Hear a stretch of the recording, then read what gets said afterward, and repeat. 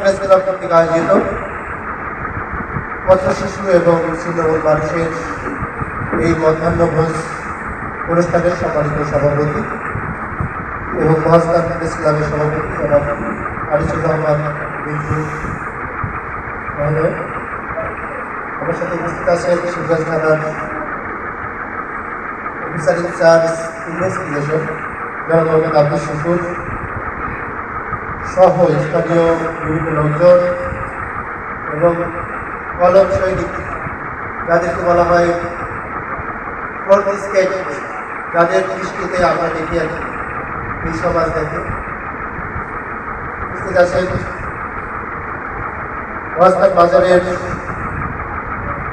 যুগ্ম সাধারণ সম্পাদক জনাব মোহাম্মদ তাহিরুল ইসলাম, মহাস্থান বাজারের সিনিয়র প্রশাসনিক কর্মকর্তা সহ আজকে যাদের জন্য আয়োজন সেই সম্মানিত ব্যক্তিগণ, সবার প্রতি আন্তরিক সালাম। আসসালাম।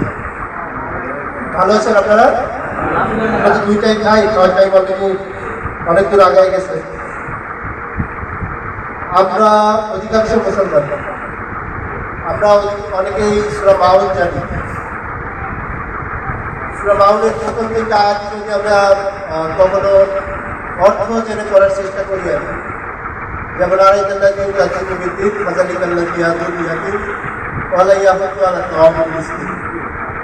তুমি কি তাদের দেখেছো যারা শেষ দিনকে অস্বীকার করে, অর্থাৎ কিয়ামতের দিনকে অস্বীকার করে, এতিমদের খাবারটা দিয়ে বের করে দেয় আর মিসকিনদের খাবার দেয় না, খাদ্য দেয় না।